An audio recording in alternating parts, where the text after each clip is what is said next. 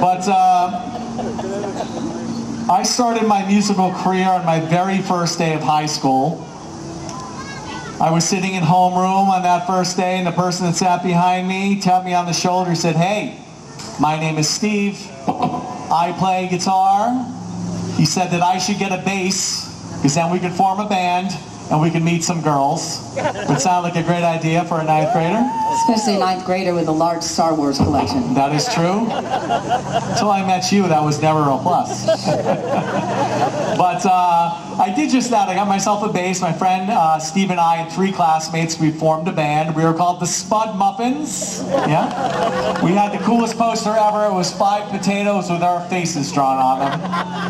That did not help with the girlfriend thing.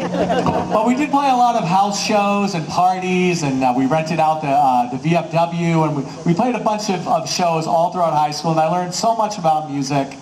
And I also learned that my friend Steve left out a very important detail on day 1, and that's the fact that the bass player is always the last person in a band to get a girlfriend.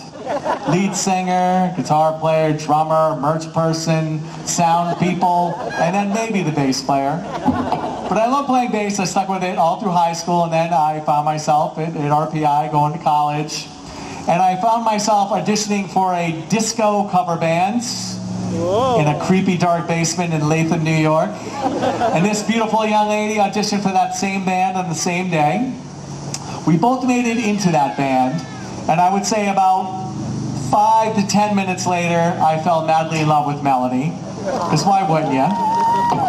But I was a bass player, so I knew I didn't have a chance, so I buried that deep down inside. And a couple of months later, I said to her out of the blue, I said, well, maybe someday just you and I should get together by ourselves and see if we could write some songs of our own. And I didn't really care so much about the songs. I was just looking for some alone time with Melanie so I could woo her properly. And we became very, very good friends in that process. And I remember on the first day that we tried writing songs together, we wrote a song that actually became a Sirsy song that we'll do for you next.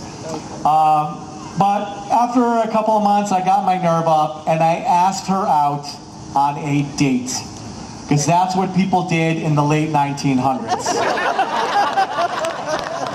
And even though I was a lowly bass player, she said yes! And I was super proud of that. Like, not only did I clearly score one for myself, but I felt like I had won a victory for bass players around the world looking for love. But I realized shortly after that she did not marry me until I switched the guitar. So, I don't know if that's still a victory for bass players, but I like to think it is. This is that song that we worked on that very first day. It's called Wishless. Do we have any bass players here with us tonight? Any bass players? We do. It would be the people that are alone. Did you? We're going to send this out to all the bass players. No, look at her. She's I can't say which because it's a family-friendly show. She's awesome. All right, this one's called Wishless. We're going to send this out to all the fellow bass players out in the crowd.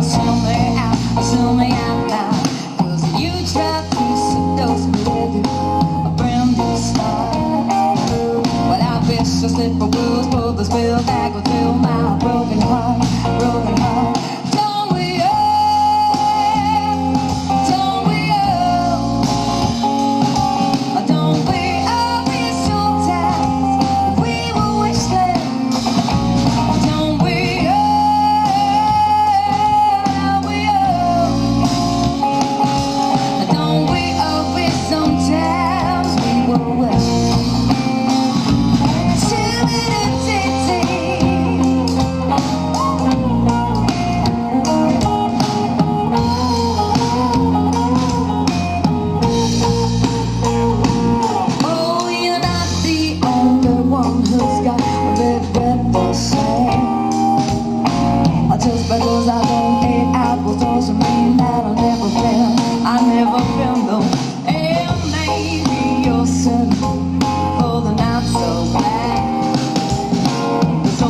you found that your mistakes are on your hand, through your hair.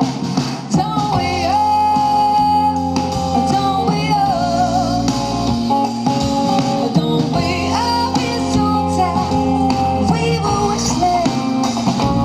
Don't we all, don't we all, don't we all be sometimes we were wishless?